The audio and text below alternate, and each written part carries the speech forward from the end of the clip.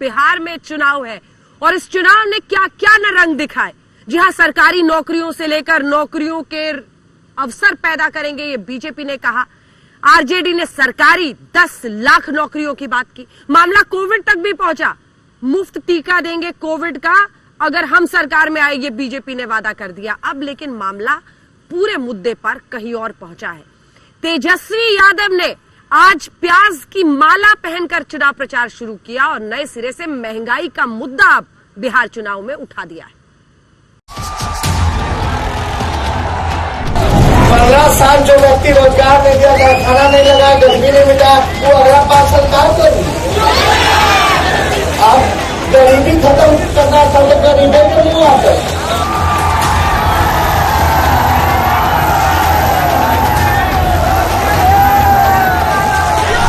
काम नहीं किया, जिनको किसी चीज की जानकारी नहीं, अनुभव नहीं है, अपने सलाहकारों के माध्यम से कुछ भी बोलना।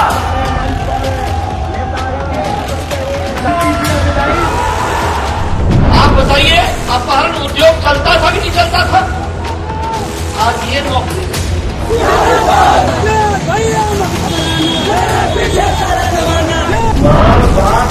मुख्यमंत्री और बेटा हाई स्कूल लाइन पास कर सके, एकरा में तो आगे शिक्षा की गुंजाइश बाकी का नहीं भैया।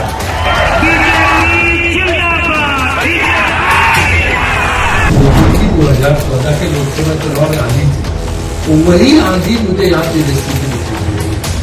बिहार में अब आर पार की जंग चल रही है। आज बिहार चुनाव के फर्स्ट फेज के लिए दिग्गजों ने अपनी पूरी ताकत झोंक दी। बिहार का युवा दिल्ली जाने के लिए मजबूर है, बम्बई जाने के लिए मजबूर। चुनाव प्रचार में आज तो फिल्मी सितारे उतर आए। अमीषा पटेल ने एलजेपी के लिए प्रचार किया। मुख्यमंत्री बनते ही पहला अगर मेरा कलम चलेगा, सुनो नौजवानों सुनो, पहला कैबिनेट मीटिंग में, पहला मंत्रिमंडल की बैठक में मेरा पहला कलम चलेगा तो एक साथ देश के इतिहास में पहली बार 10 लाख नौजवानों को सरकारी नौकरी। अरे रोजगार चाहिए, सरकारी नौकरी चाहिए। बताओ, हम झूठ नहीं बोलेंगे, हमको लंबा राजनीति करना है। हम ठेठ बिहारी है, ठेठ बिहारी। चुनाव में 10 लाख सरकारी नौकरियों के साथ गरज रहे तेजस्वी यादव ने अब बिहार में प्याज की एंट्री करवा दी है। कहते हैं प्याज सरकारें हिला देती है और तेजस्वी आज बिहार चुनाव के पहले दौर के प्रचार के आखिरी दिन महंगी प्याज की माला जप रहे हैं। महंगाई सबसे बड़ा इशू है। लोग ये बीजेपी वाले लोग जो हैं, ये प्याज का माला बीजेपी के लोग पहन के घूमते थे। ये आप देखिए, अब इसका आंकड़ा जो है तकरीबन 100 रुपए के भी करीब पहुंचने वाला है। मतलब महंगाई प्याज जो है सेंचुरी मारने वाली है। तेजस्वी यादव ने प्याज की माला लेकर बीजेपी पर धावा बोला और बिहार चुनाव में महंगाई को सबसे बड़ा मुद्दा बताया।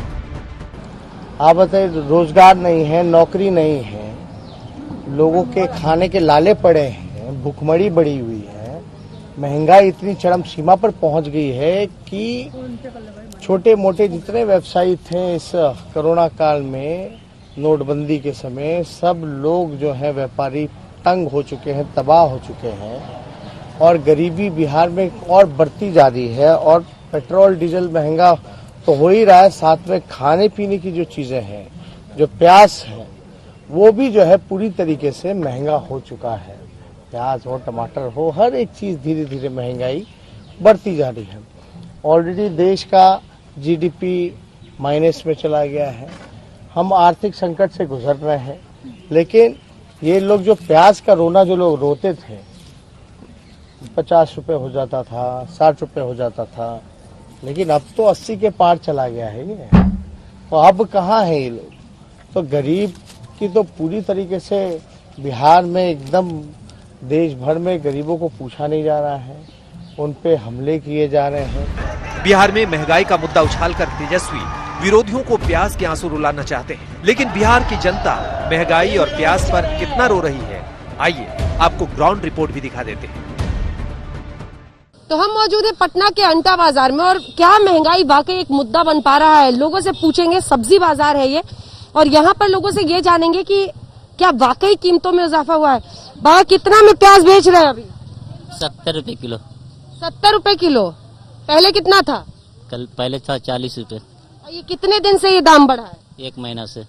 आप लोग बताइए, यहीं पे कुछ लोग हैं, उनसे बात करते हैं। बताइए, आप लोग को क्या लगता है, महंगाई मुद्दा है? तो भूखे मर रहे हैं, अब क्या महंगाई होगा?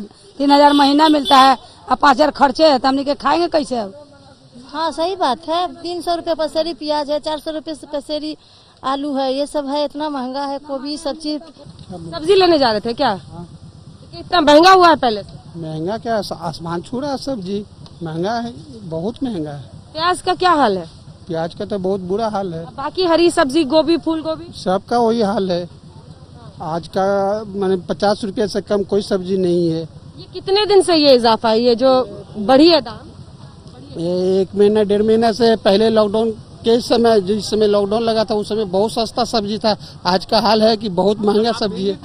अभी दाम कब से बढ़ा हुआ है दाम? मतलब 1 महीने से। भिंडी आप देख लीजिए 100 रुपए किलो है। गोभी देख लीजिए आप है। आप काफी सब्जी खरीद के निकल रहे हैं, तो क्या होटल कुछ चलाते हैं क्या? होटल का ही है जी। तो क्या पहले से दाम बढ़ा है, क्या हुआ है? दाम बहुत ज्यादा बढ़ गया। क्या कौन सी सबसे महंगी कौन सी सब्जी लिया? सबसे महंगी अभी प्याज है। अच्छा, कैसे? 80 रुपया, 70 रुपया, 2 रेट है। देश भर में प्याज का भाव आसमान पर पहुंच रहा है। प्याज ने अगले पिछले सारे रिकॉर्ड तोड़ दिए हैं। अभी तक देश में इतना महंगा प्याज कभी नहीं बिका। प्याज के दामों को कंट्रोल करने के लिए खुद मोदी सरकार को दखल देना पड़ा है। पटना से अंजना उपकश्यप के साथ आज तक ब्यूरो। और इस चुनावी घमासान में तेजस्वी यादव दमखम के साथ कूदे हुए हैं।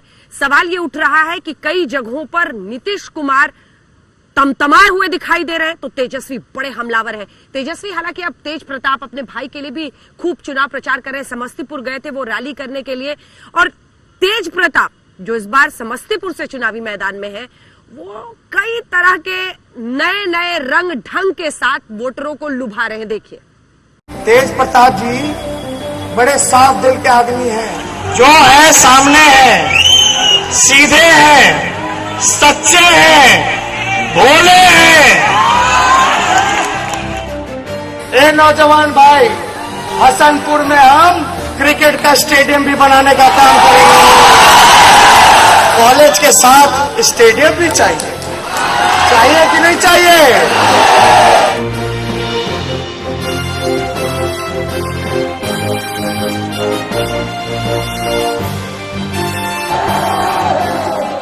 बिहार चुनाव में तेजस्वी का शोर मचा हुआ है, और तेजस्वी जनता से पूछ रहे हैं कि बड़े भाई तेज प्रताप के गले में जीत की माला पहना दे।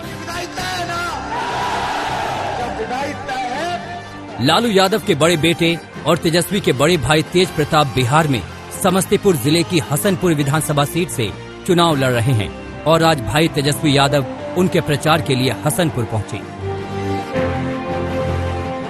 तेजस्वी के आने से पहले तेज प्रताप ने एक ट्वीट भी किया था, जिसमें लिखा था कि हसनपुर की क्रांतिकारी धरती पर अर्जुन तेजस्वी यादव का आगमन होने जा रहा है।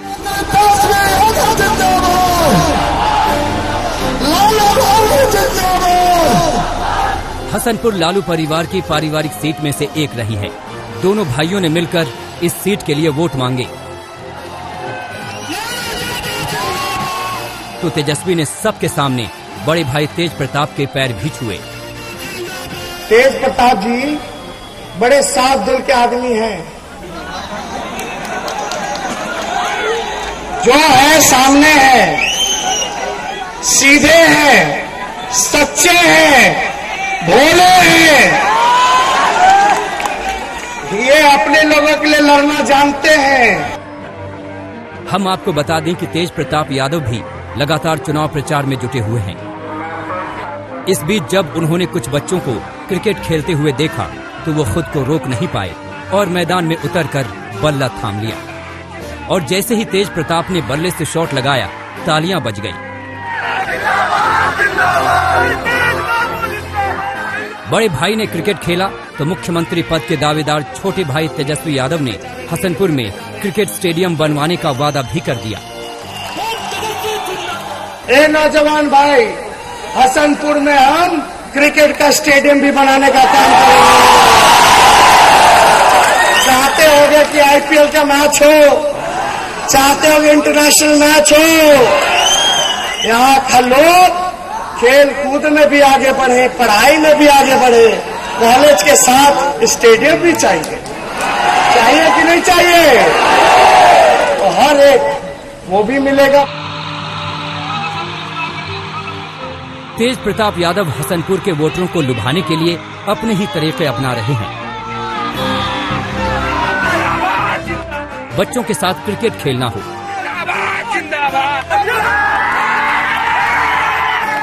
या फिर लिट्टी चोखा का आनंद लेना, तेज प्रताप जब भी चुनाव प्रचार के लिए निकलते हैं कुछ न कुछ नया करते हैं।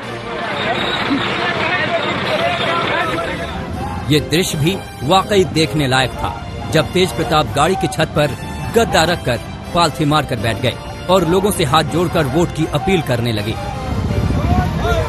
हसनपुर में दूसरे चरण यानी 3 नवंबर को वोट डाले जाने हैं। अब तेज प्रताप का ये अंदाज़े बयां लोगों को कितना लुभाता है, ये 10 नवंबर को तय होगा। जहांगीर आलम, समस्तीपुर, आज तक। और अब बात जरा नीतीश कुमार की कर लेते हैं। 15 साल से बिहार की सत्ता पर काबिज है। प्रधानमंत्री नरेंद्र मोदी भी उनके लिए खूब चुनाव प्रचार कर रहे हैं, वोट मांग रहे हैं। लेकिन आखिर नीतीश कुमार को अपनी रैलियों में इतना गुस्सा क्यों आ रहा है, इस रिपोर्ट में देखिए।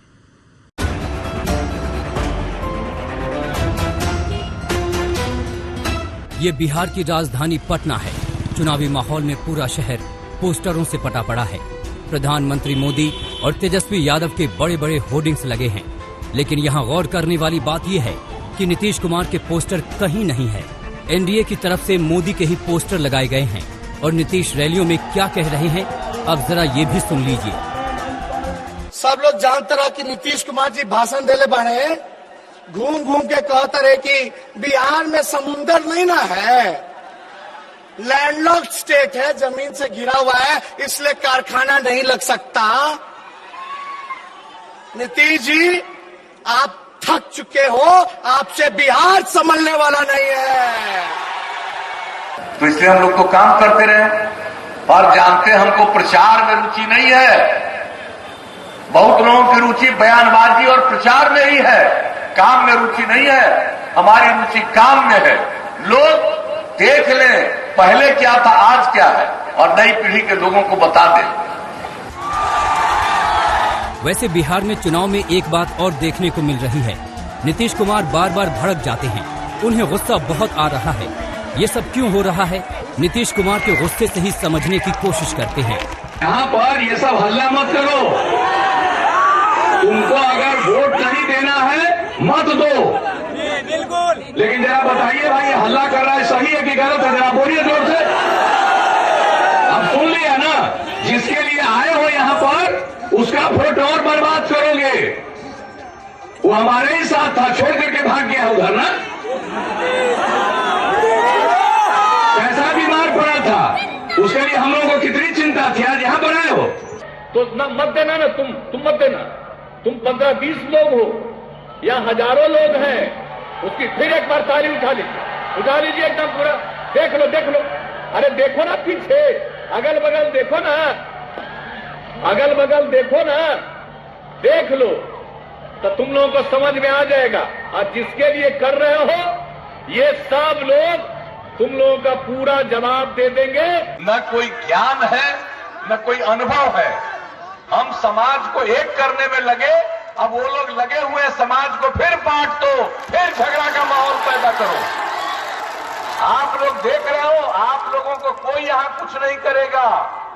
हो तुम 8-10 आदमी और यहाँ हजारों लोग हैं, कोई तुमको कुछ नहीं करेंगे। कि अगर कुछ थोड़ा भी करेंगे तो तुमको लाभ मिलेगा। तो ये जान लो यहाँ पर। और जो भी सबक सिखाता है, कम उम्र के बच्चे हो। इस चुनाव में 69 साल के Nitish Kumar angry old man बन गए हैं। चाहे लालू यादव के समधी चंद्रिका राय की सभा रही हो। ये सब हल्ला मत करो, तुमको अगर वोट नहीं देना है मत दो। या बेगूसराय या मुजफ्फरपुर की हर जगह नीतीश का गुस्सा उनके संयम के पैमाने से छलक जा रहा है। आज तक ब्यूरो।